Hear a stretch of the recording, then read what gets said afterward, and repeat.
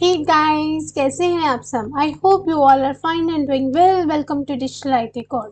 कल हम पढ़ रहे थे शाम के टाइम पर पाइथन के बारे में।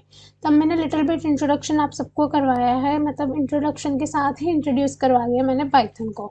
लेकिन आज हम थोड़ा सा और इसको एडवांस करने की कोशिश करेंगे। बट इसका ये मतलब नहीं है कि मैं नेक्स्ट टॉपिक पे ले जाऊंगी, ऐसा नहीं होगा। अभी इंट्रोडक्शन पे हम हैं, तो इंट्रोडक्शन का ही एक टॉपिक है हमारे पास एप्लीकेशन ऑफ पाइथन, कि पाइथन को हम यूज़ कहाँ कहाँ कर सकते हैं। या फिर जब हमने कल पढ़ा था, कल हमने पढ़े थे फीचर्स के बाद मैंने आपको पाइथन 2 और पाइथन 3 के बीच में डिफरेंस करवा दिया था। फिर उसके बाद हमारे पास एक ये वाली मैंने इसके बारे में नहीं पढ़ाया आपको, इस चीज़ के बारे में कि पाइथन 2 और पाइथन 3 में थोड़ा सा और ज़्यादा भी डिफरेंस होता है। वैसे ही देखा जाए तो वो ये डिफरेंस है कि जैसे कुछ लाइब्रेरीज और कुछ मॉड्यूल्स वो अवेलेबल है पाइथन 2 में, ठीक है। तो वो आपको पाइथन 2 में ही मिल जाएंगे। वो लाइब्रेरीज होगी, वो मॉड्यूल्स होंगे that are only available in Python 2 and और देखा जाए तो ये पाइथन 3 में अवेलेबल नहीं है। लेकिन कुछ लाइब्रेरीज, कुछ मॉड्यूल्स पाइथन 3 में जो अवेलेबल है वो पाइथन 2 में अवेलेबल नहीं है। ये भी एक चीज़ है कि ये भी एक डिफरेंस है पाइथन 2 और पाइथन 3 का, कि जो मॉड्यूल्स, जो लाइब्रेरी आपको पाइथन 2 में मिल रही है वो पाइथन 3 में नहीं मिलेंगी, और जो मॉड्यूल्स, जो लाइब्रेरीज आपको पाइथन 3 में मिल रही है वो पाइथन 2 में नहीं मिलेंगी, ठीक है। तो जब उन्होंने when you are working upon Python 2 code base, तो you just want some library, उस टाइम पर आपको कुछ लाइब्रेरी की ज़रूरत पड़ेगी, लेकिन वो लाइब्रेरी पाइथन 2 में अवेलेबल नहीं होगी, तो उनको आप सेपरेटली पाइथन 2 में ऐड ऑन कर सकते हो। यूनिकोड का जो कंसेप्ट था वो पाइथन 3 में ही आया था स्ट्रिंग्स के लिए। बाय डिफ़ॉल्ट अगर देखा जाए तो यूनिकोड का जो भी कंसेप्ट है वो पाइथन 3 में ही लेकर आया गया था। पाइथन 2 में यूनिकोड स्ट्रिंग्स को हम बोलते थे ASCII कोड, वो बाय डिफ़ॉल्ट ASCII कोड ही माना गया था उसको। उसके बाद ही इसको चेंज में लाया गया। मतलब ये एक छोटे से डिफरेंस है between the Python 2 and Python 3, और कुछ नहीं है। अब देखा जाए तो पाइथन 3 जो है that is a future of the language, और ये रिकमेंड करी जाती है कि कोई भी आप नया प्रोजेक्ट बना रहे हो पाइथन का, तो उसके लिए भी आपको पाइथन 3 ही यूज़ करनी है, ठीक है। तो बहुत ज़्यादा, अगर बहुत पुराने प्रोजेक्ट्स हैं उनमें पाइथन 2 यूज़ हुई है, ठीक है। लेकिन अब वो क्या करते हैं कि वो भी ट्राई करते हैं कि पाइथन 3 में वो जो कंटिन्यू सपोर्ट कर पाए, लेकिन वो अगर पुराने प्रोजेक्ट तो ज़्यादातर पाइथन 2 पे ही उनको चलाने की कोशिश करते हैं, ठीक है। ये थोड़ा सा डिफरेंस है इन दोनों के बीच में। तो ये नेक्स्ट, उसके बाद हमारा जो लास्ट में हमने यहाँ पे एंड कर दिया था पाइथन 2 एंड पाइथन 3 में कल वाली क्लास में। तब नेक्स्ट हमारे पास है एप्लीकेशन ऑफ पाइथन। एप्लीकेशन में ये बताया गया है कि पाइथन हम कहाँ कहाँ यूज़ कर सकते हैं। कुछ इसके प्लेटफॉर्म्स होते हैं। अब ये एक फ्रेमवर्क है, जेंगो, पिरामिड, फ्लास्क, पोर्टल। तो ये एक अलग अलग फ्रेमवर्क है, इनकी हेल्प से हम वेब एप्लीकेशन को तैयार कर सकते हैं। कहने का मतलब यही है कि अगर आप वेब एप्लीकेशन को तैयार करना चाहते हो तो with the help of all these framework you can make the web application. इसके अलावा डेस्कटॉप GUI एप्लीकेशन, ठीक है, ये अगर वो बनाना है तो उसके लिए आप टिंकर को यूज़ कर सकते हो। कंसोल बेस्ड एप्लीकेशन होगी, गेम्स हैं, कुछ भी 3D एप्लीकेशन है कोई भी, उसके लिए भी आप इसी को ही यूज़ करोगे, पाइथन को। कोई ऐसी एप्लीकेशन अगर आपने तैयार करनी है तो पाइथन प्रोग्रामिंग ही यूज़ होती है। मोबाइल एप्लीकेशंस के लिए पाइथन, साइंटिफिक एंड न्यूमेरिक के लिए पाइथन हम यूज़ करते हैं, डाटा साइंस है तो उसके लिए भी पाइथन यूज़ होता है। मशीन लर्निंग हो गया, कुछ स्केच वगैरह लर्निंग है, टेंसर फ्लो की लाइब्रेरी को ऐड ऑन करवाना चाहते हो, then we will use the Python programming. तो अब पता चला कितने फ़ायदे हैं पाइथन के, ठीक है। तो ये सब फ़ायदे ही दिखेंगे हैं कि पाइथन हम इन कामों में यूज़ कर सकते हैं। मशीन लर्निंग हो गया, डाटा साइंस हो गया, साइंटिफिक एंड न्यूमेरिक के लिए भी हम पाइथन को यूज़ करते हैं, मोबाइल की एप्लीकेशंस के लिए भी हम पाइथन को ही यूज़ करते हैं। या अगर डाटा एनालाइज करवाना है लाइक मैटप्लॉटलिब से या फिर सीबॉर्न से, then also we will use the Python. Business applications के लिए भी हम पाइथन को ही यूज़ करते हैं। ये आगे जो है ये आगे बताया गया python.org का ये उसका पूरा URL दिया गया है कि with the help of this आपको ऐप्स वहाँ पर दिख जाएंगी। इस URL पे अगर आप जाओगे तो आपको यहाँ पर ऐप वगैरह अवेलेबल है, यहाँ पर आपको ऐप मिल जाएगी। हाँ, अब क्वेश्चन एक आता है कि पाइथन 3 में ये सबसे इम्पोर्टेंट क्वेश्चन है इसके बारे में, बाइट कोड के बारे में, कि बाइट कोड बेसिकली है क्या चीज़। अगर मैं बाइट कोड की बात करूं, बाइट कोड किसको बोलते हैं हम बाइट कोड। देखो, जब भी मैं आपको पाइथन स्टार्ट करवाऊंगी ना, प्रोग्रामिंग करवाऊंगी, तो प्रोग्रामिंग में अगर हम लिखते हैं वी क्या है, हमारा एक वेरिएबल है, वी की वैल्यू होगी 5। इसका मतलब होता है बाय डिफ़ॉल्ट ही उसने क्या मान लिया, उसके इंटरप्रेटर ने, कि ये इंटीजर वैल्यू है। कैसे इंटीजर वैल्यू, क्योंकि हमने यहाँ पर 5 लिखा है ना कि 0.5 लिखा है। अगर आप 0.5 लिख दोगे तो ये एक फ्लोट वैल्यू है, ठीक है। अगर आप यहाँ पर ABC लिख दोगे तो ये एक स्ट्रिंग वैल्यू है, यानी कि स्ट्रिंग के हिसाब से ये चलेगा, ठीक है। अगर आप यहाँ पर लिख दोगे I+0J तो ये एक कॉम्प्लेक्स वैल्यू है, ठीक है। ये ऑलरेडी इंटरप्रेटर को पता है, हमें ये चीज़ें लिखनी नहीं पड़ती साथ में। जबकि C++ जब हम करते थे ना तो उनमें लिखना पड़ता था कि अच्छा ये अगर हमने कोई भी फ्लोट वैल्यू ली तो वहाँ पे हमें लिखना पड़ता था कि ये फ्लोट वैल्यू है, float v = 0.5, float v = 5, string या करेक्टर a जो भी आपने लेटर देना है b, वो हमें लिखना पड़ता था। लेकिन इस केस में ऐसा नहीं होता बाइट कोड में। बाइट कोड में क्या है, एक ऐसी फिक्स्ड सेट ऑफ इंस्ट्रक्शन है जो कि पाइथन डेवलपर के मतलब उन्होंने बनाई हुई है। और ये सारे के सारे ऑपरेशन, सारे के सारे ऑपरेशंस, मतलब कि अरिथमेटिक ऑपरेशंस यानी कि प्लस माइनस डिवाइड मॉड्यूलस, ये सारे के सारे ऑपरेशंस को अपने आप हैंडल कर लेता है। अपने आप इसको पता चल जाता है कि हाँ अगर 5+2 दिया गया है तो इसको ऐड ही करना है, ठीक है, और in the form of integer करना है। 5+2 यानी कि 7 इसका आंसर आ जाएगा। तो इसमें पता चल जाता है। कैसे पता चलता है इस चीज़ के बारे में, with the help of byte code. ये बाइट कोड ही है जो इन सबको बताता है, यानी कि बाइट कोड के पास ऐसे इंस्ट्रक्शंस होती हैं जो कि हर ऑपरेशंस का समाधान करता है। आप ये सोच के चलिए कि अगर आपके पास अरिथमेटिक ऑपरेशंस हैं, कंपैरिजन ऑपरेशंस हैं, और आपके पास मेमोरी रिलेटेड ऑपरेशंस है, वो आगे मैं पढ़ाऊंगी कि ये ऑपरेशंस क्या होते हैं, कंपैरिजन ऑपरेशंस क्या है, अरिथमेटिक्स क्या है, मेमोरी रिलेटेड क्या है, वो आगे आने वाली वीडियो में आपको सिखा दूंगी उसके बारे में भी। अभी के लिए आपको समझना है तो सिर्फ बाइट कोड के बारे में, कि बाइट कोड एक ऐसा सेट ऑफ इंस्ट्रक्शन जो कि एक पाइथन डेवलपर ने क्रिएट करा है, और वो ये रिप्रेजेंट करता है कि सारे के सारे ऑपरेशंस, जैसे कि arithmetic operations, comparison operations, memory related operations, कोई भी ऐसे ऑपरेशंस हैं उनके लिए हम क्या यूज़ करते हैं, बाइट कोड को। जो साइज़ होता है बाइट कोड इंस्ट्रक्शन का वो नियर अबाउट यही रहता है, 1 बाइट या फिर 8 बिट, क्योंकि हमें पता है कि जो 1 बाइट है that is equals to 8 bit, और यही इसका साइज़ है और इसमें कुछ नहीं है। अगर हमें फाइंड करना है बाइट कोड इंस्ट्रक्शंस को तो वो हमें py फाइल में नहीं मिलेगी, क्योंकि जब हम फाइल को सेव करते हैं तो हम उसको सेव करते हैं .py से, ठीक है। ये इसकी एक्सटेंशन रहती है, with the help of .py हम फाइल को सेव कर देते हैं और ये ऑटोमेटिकली कन्वर्ट हो जाती है pyc में, ठीक है। तो ये जब pyc में कन्वर्ट होती है तो pyc का क्या मतलब आ जाता है, यानी कि बाइट कोड हमें यहाँ पे मिलेगा और हमें कहीं नहीं मिलेगा। बाइट कोड इंस्ट्रक्शन जो होगी वो हमें यहाँ पर मिलेगी, अदरवाइज बाइट कोड इंस्ट्रक्शन हमें और कहीं नहीं मिलने वाली, ठीक है। तो इसका मतलब .pyc जो है that is used for the byte code instructions.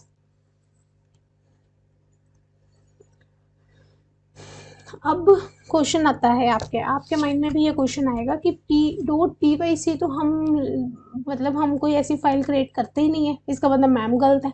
मैंने गलत बताया कि हाँ अगर पाइथन में .pyc होगा तो जाकर फाइल जनरेट होगी, तो .pyc फाइल है कहाँ पर? क्वेश्चन तो यहाँ से यही अराइज हुआ ना कि क्वेश्चन है अभी हमारे माइंड में कि pyc फाइल कहाँ पड़ी है, ये कहाँ से मिलेगी।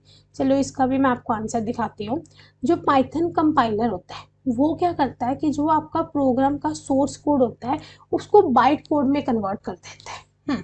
अगर आपका कोई भी सोर्स कोड है उस सोर्स कोड को वो क्या करेगा, it will convert your source code into the byte code. Firstly अगर वो ऑब्वियस अगर वो बाइट कोड में कर रहा है, सोर्स कोड तो हमारा py में होगा और ये वाला बाइट कोड हमारा किस में चला जाएगा, pyc में। ये आप देख भी सकते हो कि हमारे पास डिफरेंट डिफरेंट टाइप के जैसे कंपाइलर होते हैं। सी पाइथन हो गया, जो जे पाइथन है, जेथन है, पी है, रूबी पी पाइथन है, आयरन पाइथन है, स्टैकलेस पाइथन है, पाइथोनोक्सी है, एनाकोंडा पाइथन है। मतलब with the help of all these Python हम अपने प्रोग्राम्स को कन्वर्ट कर सकते हैं किसमें, बाइट कोड में, और हम अपने प्रोग्राम्स को एक्सिक्यूट कर सकते हैं। अगर आप अपने प्रोग्राम्स को एक्सिक्यूट करना चाहते हो इन द फॉर्म ऑफ मतलब डिफरेंट डिफरेंट कंपाइलर में, तो आप इन पाइथन की हेल्प से सोर्स कोड को आप कन्वर्ट कर सकते हो। सोर्स कोड को इनकी हेल्प से आप प्रोग्राम मतलब कि आप इन सॉफ्टवेयर पे प्रोग्राम को रन करवा सकते हो। ये डिफरेंट डिफरेंट पाइथन के ही कंपाइलर है। अब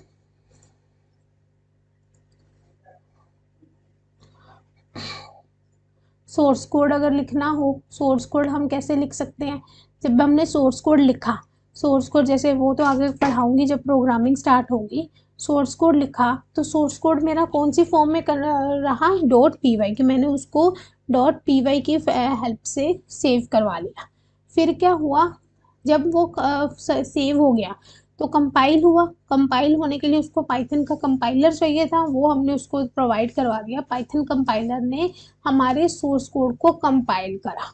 कंपाइल करा तो ऑब्वियस है उसने py को किस में कन्वर्ट कर दिया, pyc में, है ना। कि पाइथन जो कंपाइलर है वो कन्वर्ट कर देगा आपके पाइथन के प्रोग्राम्स को इसमें बाइट कोड में। अब उसने pyc में कन्वर्ट कर दिया तो यानी कि डिजिटल IT कोड .py था वो क्या बन गया, डिजिटल IT कोड .pyc बन गया, क्योंकि वो कन्वर्ट हो गया ना। यहाँ पर आकर वो वैल्यू कन्वर्ट होगी हमारी, पहले वो py था फिर वो pyc बन गया। इस तरीके से वो फाइल जो है वो पूरी तरह से कन्वर्ट हो गई।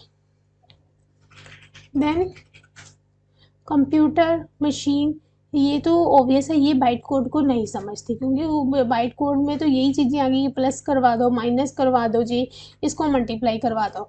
लेकिन कंप्यूटर और मशीन इन चीज़ों को नहीं अंडरस्टैंड कर सकती, तो वो क्या करेगी, वो मशीन कोड को with the help of Python virtual machine से वो उस बाइट कोड को कन्वर्ट करेगी मशीन कोड में। यानी कि अब ये बाइट कोड कन्वर्ट हो जाएगा मशीन कोड में। यानी कि पाइथन वर्चुअल मशीन जो है that is used as an interpreter, वो यूज हुई, उसने बाइट कोड को अंडरस्टैंड करा और बाइट कोड को अंडरस्टैंड करने के बाद उस बाइट कोड को कन्वर्ट करवा दिया किसमें, मशीन कोड में। यानी कि यहाँ पर हमारा ये बाइट कोड जो है that will convert into machine code, वो मशीन कोड में कन्वर्ट हो गया। और फिर मशीन कोड इंस्ट्रक्शन ने कहा क्या करा, that will be executed by the processor से चला और रिजल्ट जो है वो आपके सामने है। हमें सिर्फ इतना पता है कि जब हम प्रोग्राम लिखते हैं और हमें सिर्फ उसकी आउटपुट से मतलब होता है, चाहे हम कोई भी प्रोग्राम लिखें, चाहे हम एरिया फाइंड आउट कर रहे हैं, चाहे हम कुछ कैलकुलेशन कर रहे हैं, चाहे हम कुछ डाटा एनालिसिस का प्रोग्राम इसमें लिख रहे हैं, कोई एप्लीकेशन जनरेट कर रहे हैं, तो हमें आउटपुट से मतलब है। तो वो आउटपुट के अंदर 2-3 चीज़ें होती हैं, ठीक है। पहला तो होता है बाइट कोड, फिर दूसरा होता है इंटरप्रेटर, तीसरा होता है आपका मशीन कोड जो कि कन्वर्ट होकर हमें आउटपुट में एज अ प्रोग्राम को एग्जीक्यूट करके हमारे सामने ला के रखता है। यानी कि ये सब चीज़ों से ही हमारा प्रोग्राम चलता है। अब क्वेश्चन रेज हो गया कि इसमें जो आपने पीवीएम के बारे में बताया है वो पीवीएम क्या है, basically what do you mean by the Python virtual machine. Python virtual machine एक ऐसा प्रोग्राम जो प्रोवाइड करता है प्रोग्रामिंग के इन्वायरमेंट को, यानी कि रोल क्या है पाइथन वर्चुअल मशीन का, वो कन्वर्ट करेगा बाइट कोड के इंस्ट्रक्शंस को into the machine code instruction, so that computer क्या कर सके, उसको एक्सिक्यूट कर सके उन मशीन कोड इंस्ट्रक्शंस को और वो डिस्प्ले कर सके आउटपुट को। तो इसके लिए हम क्या यूज़ करते हैं, पाइथन वर्चुअल मशीन। यानी कि क्वेश्चन यहाँ पर आप देख सकते हो, जब हमारे पास एक प्रोग्राम था तो प्रोग्राम हमारे पास किस फॉर्म में था, .py में, ये py में पड़ा था और फिर प्रोग्राम किस में कन्वर्ट हो गया, बाइट कोड में, है ना। यही हुआ कि py का जो प्रोग्राम था वो .pyc में कन्वर्ट हो गया, फिर उसके बाद pyc के बाद वो कहाँ गया, pvm यानी कि पाइथन वर्चुअल मशीन में वो चला गया। अब पाइथन वर्चुअल मशीन ने क्या करा, पाइथन वर्चुअल मशीन क्या है, इंटरप्रेटर है, उसके अंदर इंटरप्रेटर लगा हुआ है। तो इंटरप्रेटर ने क्या करना है, उस बाइट कोड को किस में कन्वर्ट कर देना है, मशीन कोड में, और उस मशीन कोड को कहाँ भेज देना है, कंप्यूटर के प्रोसेसर में। किस लिए भेजना है, रीज़न, उसके पीछे का रीज़न क्या है कि वो मशीन कोड को कंप्यूटर के प्रोसेसर में सेंड कर रहा है for what, for the execution, ताकि हमारा प्रोग्राम एक्सिक्यूट हो सके। इस चक्कर में इंटरप्रेटर ने क्या करा, जो बाइट कोड था into the machine code send करा, फिर आफ्टर दैट उसने मशीन कोड को कंप्यूटर प्रोसेसर की हेल्प से फॉर द एक्सिक्यूशन के लिए उसने आगे सेंड कर दिया, यानी कि कंप्यूटर मशीन कोड में कन्वर्ट हो गया, मशीन कोड ने एक्सिक्यूट करा, मशीन कोड में जैसे ही वो एक्सिक्यूट हुआ और हमारे पास उसका आंसर आ गया। तो ये वे रहता है कि पाइथन में कैसे हम पाइथन वर्चुअल मशीन की हेल्प से हम प्रोग्राम्स को कैसे एक्सिक्यूट कर सकते हैं। जब तक बेसिक क्लियर नहीं होगा प्रोग्रामिंग समझ में नहीं आएगी, क्योंकि वाइल डूइंग अ प्रोग्रामिंग मैं कुछ नहीं समझाने वाले कि ये कन्वर्ट कैसे हुआ, एक्सिक्यूट कैसे हुआ। वो तो सिंपल आपको आंसर दिखाने से मतलब रहेगा तब मेरा, कि हाँ ये प्रोग्राम है, ये इसका ये प्रोग्राम करा, इसका ये आंसर आ गया, ये प्रोग्राम करा, इसका ये आंसर आ गया, फिर नेक्स्ट प्रोग्राम करा, उसका नेक्स्ट आंसर आ गया। देन कोई भी ये चीज़ें नहीं समझाएगा कि अच्छा इसके अंदर की प्रोसेसिंग क्या है। तो इसीलिए एक एक चीज़ को ध्यान से समझिएगा कि एक सोर्स कोड यानी कि .py फाइल वो कैसे कन्वर्ट हुई, कंपाइल हुई, कन्वर्ट हुई with the help of Python virtual machine से बाइट कोड ने क्या करा, कन्वर्ट कर दिया इनटू दी मशीन कोड में, मशीन कोड से प्रोग्राम हमारा एक्सिक्यूट हुआ और वो एक्सिक्यूट होकर एज एन आउटपुट हमारे सामने आ गया, जो एट द एंड हमें आउटपुट दिखती है वो ड्यू टू मशीन कोड और बाइनरी कोड की हेल्प से ही हमें दिखती है।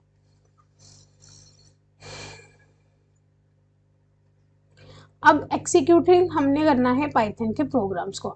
जब हमने पाइथन के प्रोग्राम को एक्सिक्यूट करना है तो वो कहाँ कहाँ हो सकता है, कमांड लाइन, विंडो में, आइडल में, मैं आइडल में करवाऊंगी, नोटपैड प्लस प्लस में भी हो जाएगा, पाईचार्म पे भी हो जाएगा, विजुअल स्टूडियो कोड में भी आप कर सकते हो प्रोग्राम को, और एनाकोंडा में भी कर सकते हो।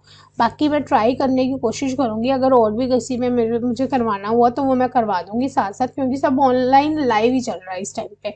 तो जब मैं स्टार्ट करवाऊँगी प्रोग्राम तो तब एक एक चीज़ को मतलब मैं ट्राई करूँगी कि ये जैसे आपके सामने मैंने इस टाइम 6 एक्सिक्यूटिंग प्रोग्राम के लिए 6 प्लेटफॉर्म बताए हैं, तो कोशिश करूँगी कि आपको हर एक प्लेटफॉर्म पर डेली करवाऊँ प्रोग्राम।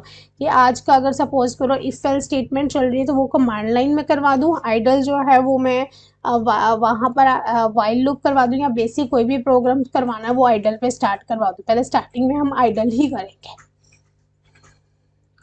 फिर नोटपैड पे भी ट्राई करूँगी मैं, पाईचार्म पे भी, विजुअल स्टूडियो कोड पर भी, और एनाकोंडा की मैं गारंटी नहीं ले सकती क्योंकि मेरे में चल नहीं रहा है एनाकोंडा। अगर चल गया तो मैं एक्सिक्यूट करके ये प्रोग्राम आपको एनाकोंडा में भी दिखा दूँगी। नेक्स्ट है आइडेंटिफायर, वो हम करेंगे कल वाली वीडियो में, क्योंकि आज के लिए इतना काफ़ी है। पहले क्योंकि आज मैंने आपको समझाया एक्सिक्यूटिंग द प्रोग्राम, वैसे तो और भी है इसमें, अभी डाटा टाइप भी है। मैंने पहले सोचा था आइडेंटिफाई डाटा टाइप सब करवा दूँ, बट अगर वीडियो की थोड़ी सी लेंथ ज़्यादा होगी तो माइट भी आप ना देख पाओ। बेटर है इतना पहले समझो कि प्रोग्राम्स को एक्सिक्यूट कैसे करते हैं। तो बाकी हम कल वाली वीडियो में आगे देख लेंगे। डाटा टाइप का भी अभी इंट्रोडक्शन चल रही है, पाइथन की। अभी तो काफ़ी रहता है, आइडेंटिफायर्स हैं, कॉन्स्टेंट्स हैं, वेरिएबल्स हैं और डाटा टाइप वगैरह भी हैं। उसके बाद वो हम कल वाली वीडियो में देखेंगे।